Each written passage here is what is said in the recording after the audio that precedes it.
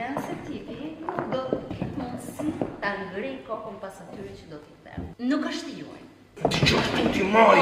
Kompania ka nevojë për një njeri të ndershëm që shtiret si maskara, jo për një maskara që shtiret si njeri i ndershëm.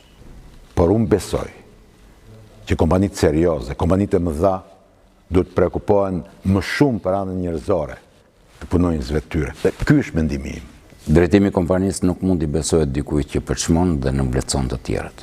Kur hy në zyrë, unë jam si kloni. Vendos maskën ose të njeriut fisnik, ose të arbutit. Nga sa kuptova, ai që do të na gjykoj, ndodhet midis jush.